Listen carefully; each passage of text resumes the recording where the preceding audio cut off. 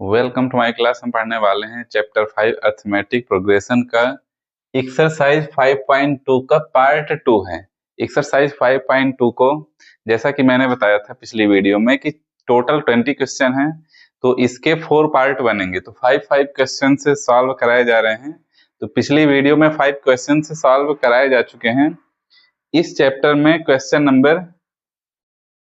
Number 6 से हम solve करने वाले हैं। तो यह क्वेश्चन नंबर 6 है। क्वेश्चन नंबर 6 5 क्वेश्चन पिछली वाली वीडियो में पढ़ाए जा चुके हैं, वह आप चैनल में जाके देख सकते हैं। और चलिए स्टार्ट करते हैं। तो क्वेश्चन नंबर 6 है check whether 150 is a term of AP 1185-2 is and so on. तो यह -150 है, तो हमें यह देखना है कि इस AP में यह जो AP दी हुई है तो -150 इस AP की टर्म है या नहीं है। तो चलिए सॉल्व कर लेते हैं। सॉल्व करते हैं इसे। सॉल्व करते हैं। AP क्या दी हुई है? AP equals to 11, 8, 5, 2 is and so on. A equals to क्या है? 11। D इक्वल्स टू क्या है? 8 minus 11 equals to -3। D equals to क्या हो गया? -3। तो निकाल लेते हैं an equals to a plus n minus 1 into D. an equals to क्या हो जाएगा? 11 प्लस n माइनस 1 मल्टीप्लाई -3। तो यह हो जाएगा 11 प्लस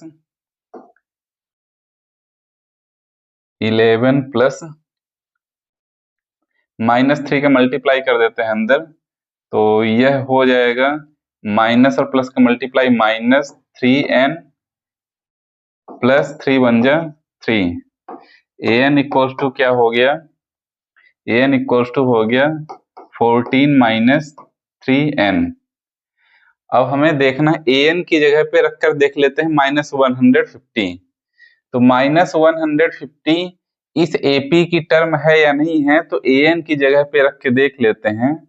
यदि n की वैल्यू एक होल नंबर आ जाती है तो यह टर्म होगी।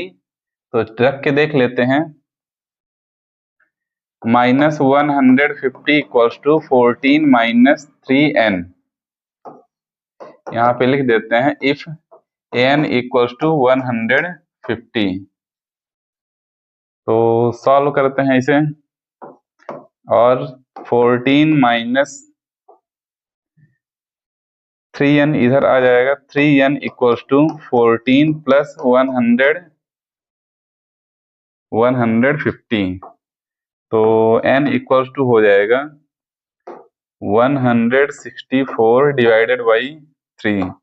n इक्वल्स टू 3 5 जा 15, 3 5 जा 15, 3 4 जा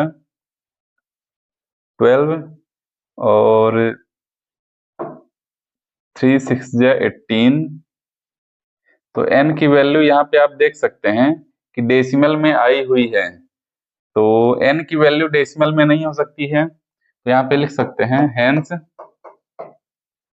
-150 is not a term of given AP। -150 जो AP दी हुई है उसकी एक टर्म नहीं है। अब सॉल्व करते हैं क्वेश्चन नंबर 7।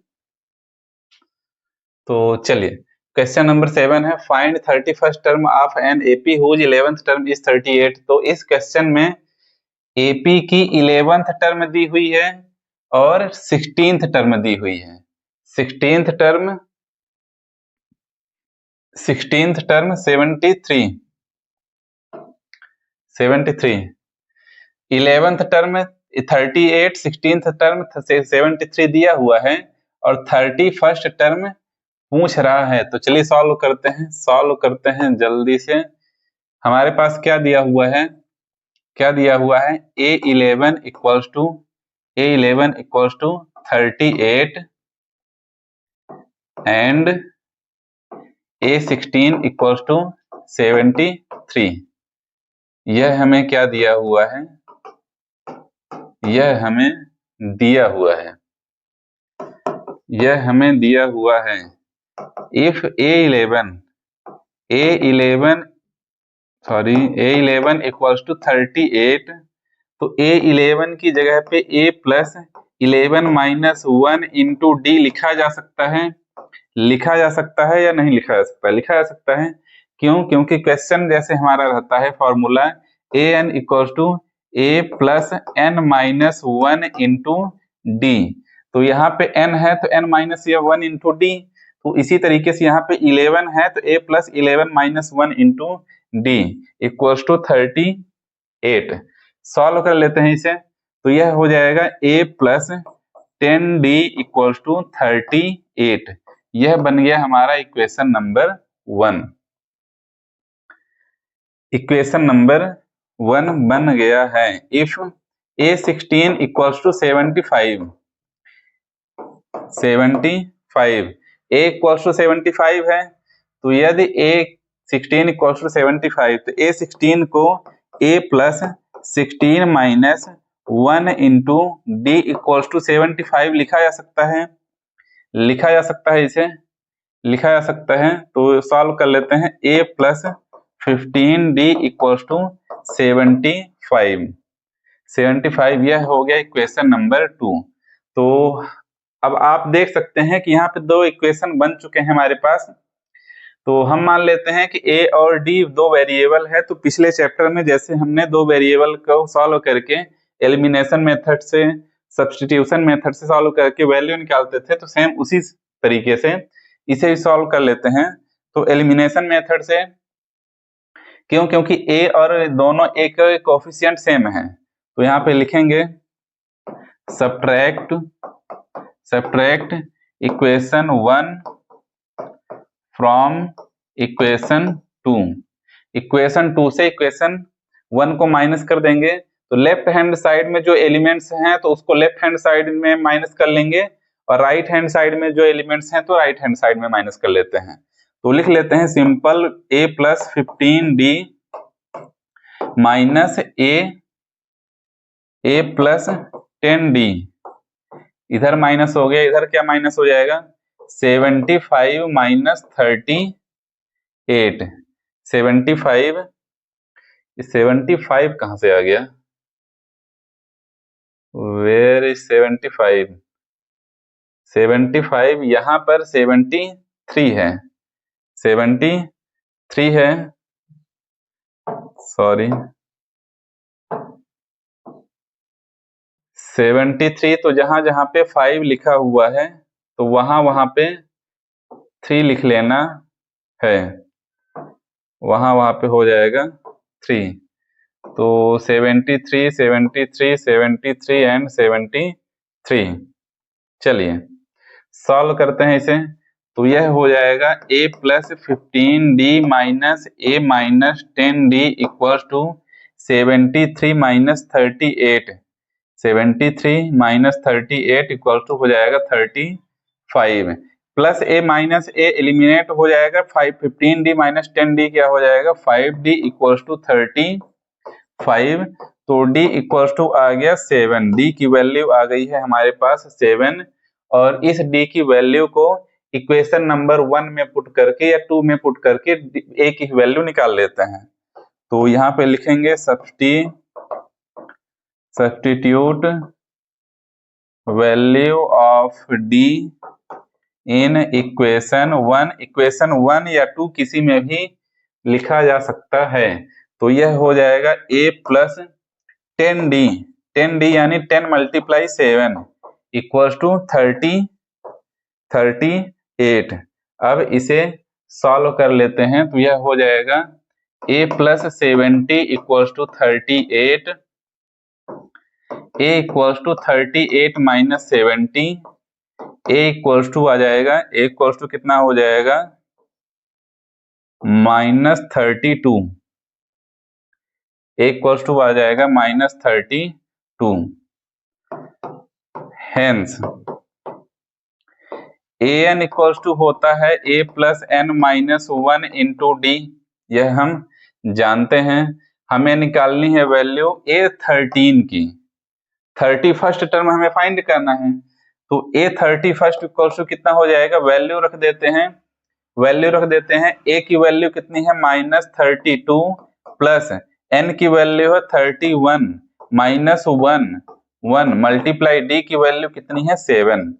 सॉल्व कर लेते हैं, -32 plus 30 multiply 7 equals to -32 plus 201 equals to यह कितना हो जाएगा, यह हो जाएगा 178। तो यहाँ पे लिख सकते हैं therefore 31st term is 178 answer. इस तरीके से क्वेश्चन नंबर 7 सॉल्व हो चुका है। अब चलते हैं क्वेश्चन नंबर 8 में। क्वेश्चन नंबर 8 को सॉल्व करते हैं। An AP consist of 50 term, एक एपी है जिसकी टोटल टर्म कितनी है 50 टर्म है, of which third term is 12, उसकी थर्ड टर्म 12 है और लास्ट टर्म 106 है। तो लास्ट टर्म 106 है और टोटल टर्म है 50, तो इसका मतलब 50 टर्म कितनी हो जाएगी 160। तो दो टर्म हमारे पास है, थर्ड टर्म कितनी है 12 और 50th टर्म कितनी है 106। तो हमें 29th टर्म फाइंड करना है, सेम क्वेश्चन नंबर 7 की तरह है। जैसे सॉल्व कर लेते हैं, इसे सॉल्व कर लेते हैं। क्या क्या दिया हुआ है, given us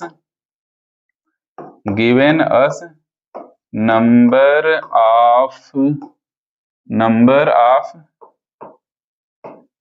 term equals to 50, number of term n equals to 50 and a3 equals to 12, third term दिया हुआ है a3 equals to 12, then a50 last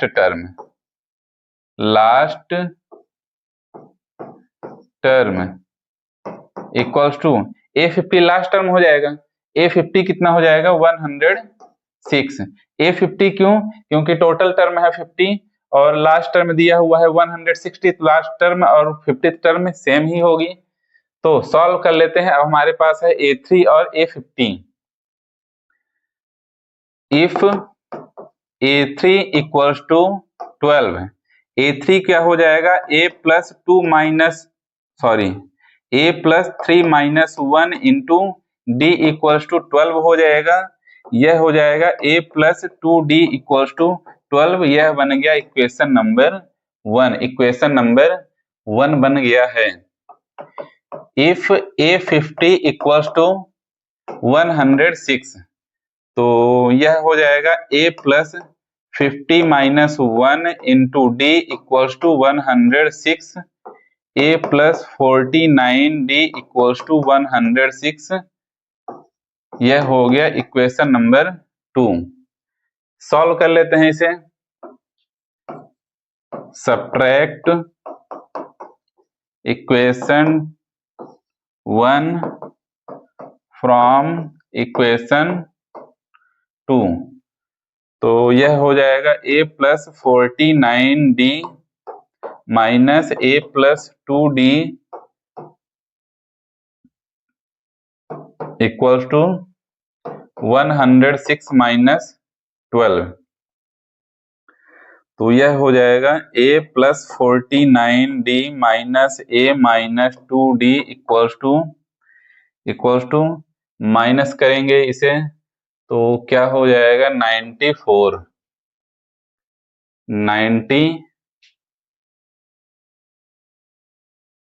94 ही होगा ना, 94, ठीक है। ए और ए माइनस कर देंगे, 49 माइनस 2d हो जाएगा 47, d equals to 94, d equals to हो जाएगा 94 अपान 47। 47 की टेबल याद करनी पड़ेगी आपको, 47 1 जा 47, 47 2 जा 94, तो d इक्वल्स टू आ गया हमारे पास 2, d इक्वल्स टू आ गया है 2, d इक्वल्स टू आ गया है 2 हमारे पास। तो सिंपल सा क्या करना है, अब d की वैल्यू को इक्वेशन नंबर 1 में पुट करना है, सब्स्टिट्यूट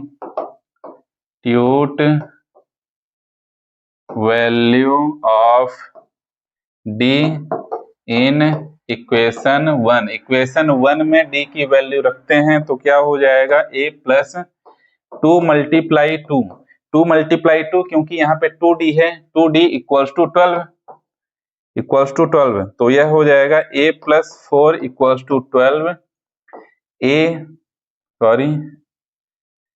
इक्वल्स टू क्या हो जाएगा, 12 माइनस 4 8, a की वैल्यू आ गई 8। अब हमारे पास a की भी वैल्यू है और d की भी वैल्यू है, तो कौन सी टर्म निकालनी थी हमें, कौन सी टर्म निकालनी है,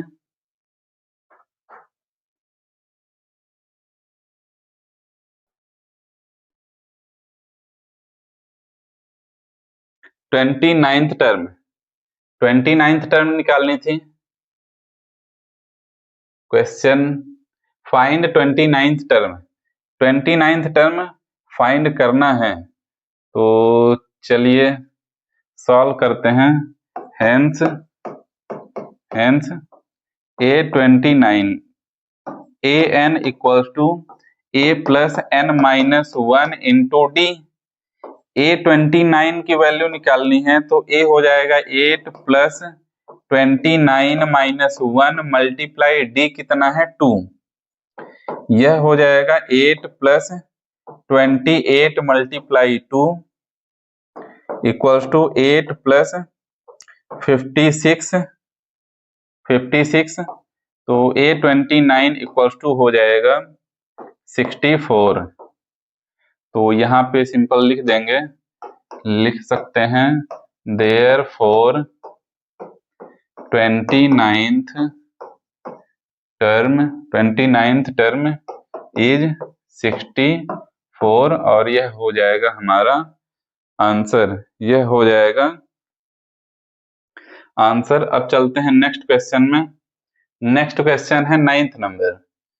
9th नंबर है, if third and 9th term of an AP are 4 and -8 respectively, which term of an AP is 0।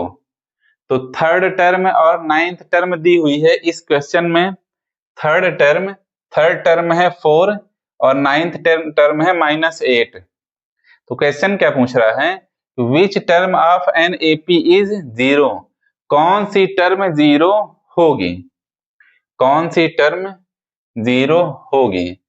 तो सॉल्व कर लेते हैं इसे, सॉल्व करते हैं।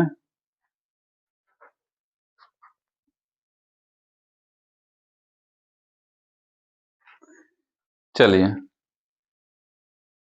क्या क्या दिया हुआ है, given us A3 equals to 4 and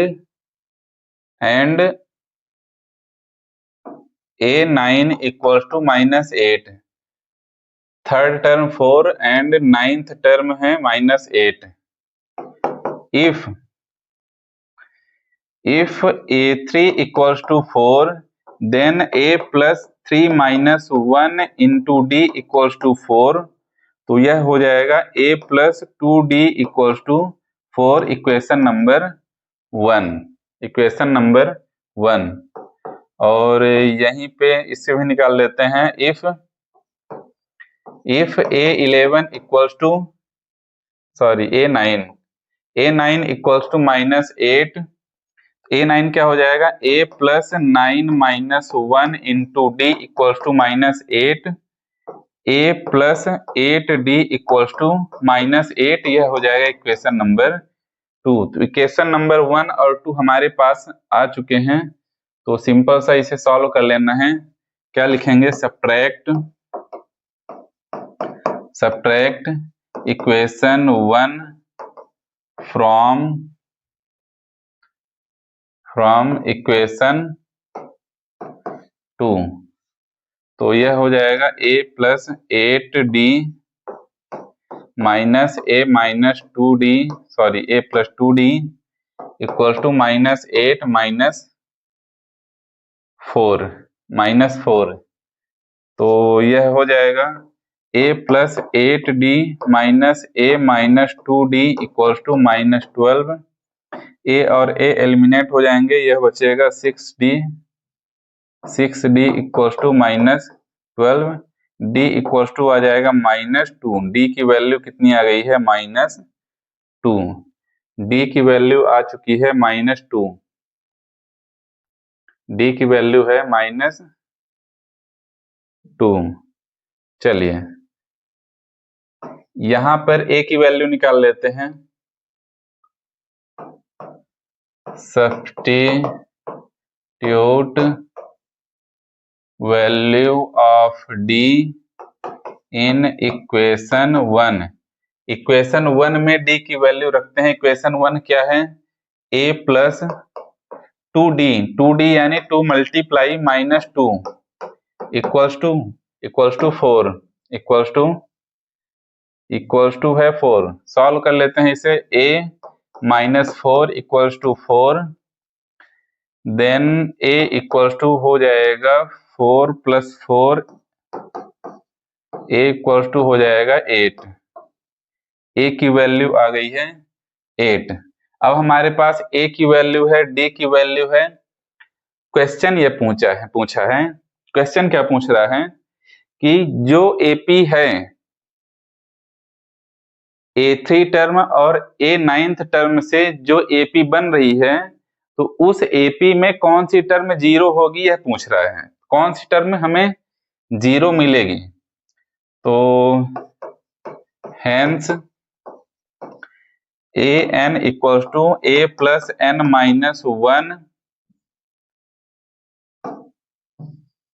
A plus n minus 1 into D.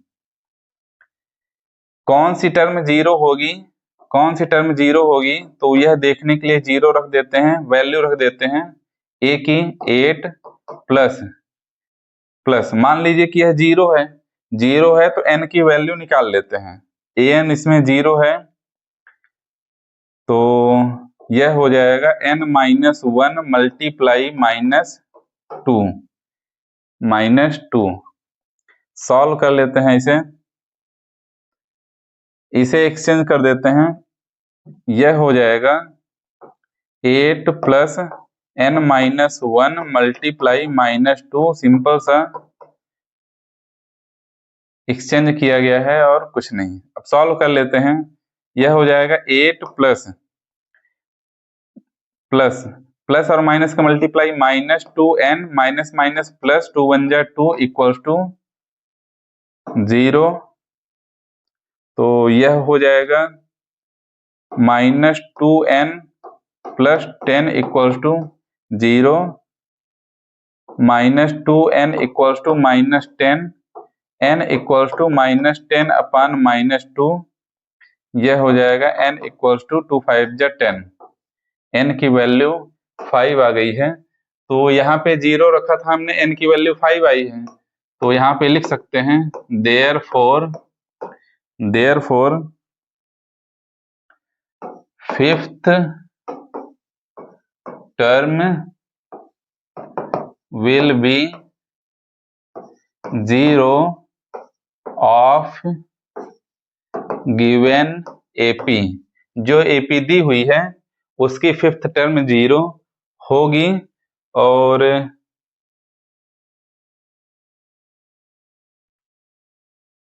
इस तरीके से क्वेश्चन नंबर 9 समाप्त हुआ। चलते हैं नेक्स्ट क्वेश्चन में। नेक्स्ट क्वेश्चन क्या, नेक्स्ट है 10th question. 10th number question solve करते हैं। तो क्वेश्चन है the 17th term of an AP exceeds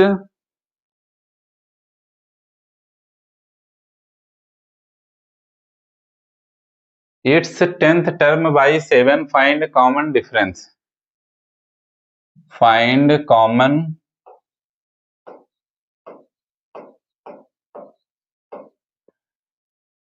तो क्वेश्चन समझ लेते हैं। सबसे पहले क्वेश्चन क्या है, the 17th term of an AP, किसी एपी की जो 17th टर्म है, 17th टर्म है वह एक्सीड्स बढ़ती है 10th term by 7, 10th term से 7 ज्यादा है। 17th टर्म 10th टर्म से 7 अधिक है, 7 अधिक है। तो सॉल्व करते हैं। लेट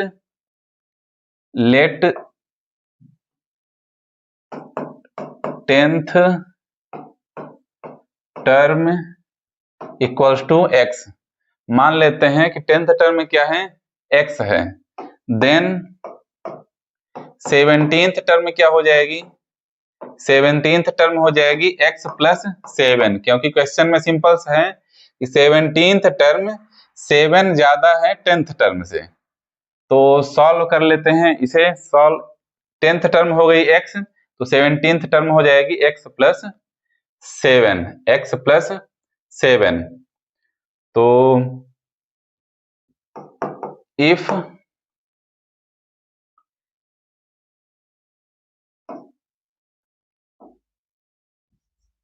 टेंथ टर्म क्या हो जाएगी, a10 equals to x, 10th term क्या हो जाएगी, a10 equals to x। a10 को क्या लिख सकते हैं, a plus 10 minus 1 into D equals to x हो जाएगा, और यह हो जाएगा a plus 9d equals to x, equation number 1। इसी तरीके से इफ 17th टर्म को कैसे लिख सकते हैं, a17 equals to x plus 7। a17 को लिख सकते हैं a plus 17 minus 1 into D equals to x plus 7। यह हो जाएगा a plus 16d equals to x plus 7, equation number 2। अब यहाँ पे लिखेंगे subtract equation 1 from equation 2।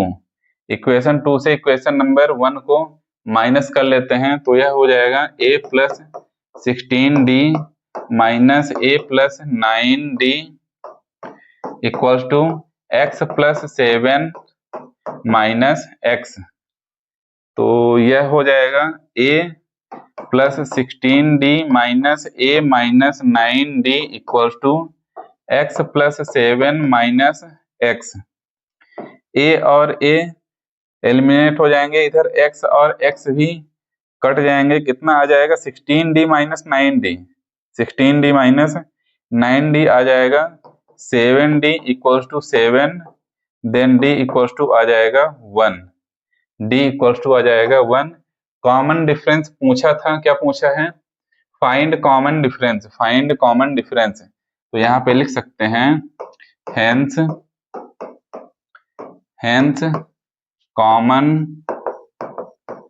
Common difference equals to 1, और इसी के साथ क्वेश्चन नंबर 10 समाप्त हुआ। और क्वेश्चन नंबर 10 समाप्त होने के साथ ही यह पार्ट भी, इस एक्सरसाइज का सेकंड पार्ट भी समाप्त होता है। थर्ड पार्ट में क्वेश्चन नंबर 11 से क्वेश्चन नंबर 15 तक सॉल्व करेंगे।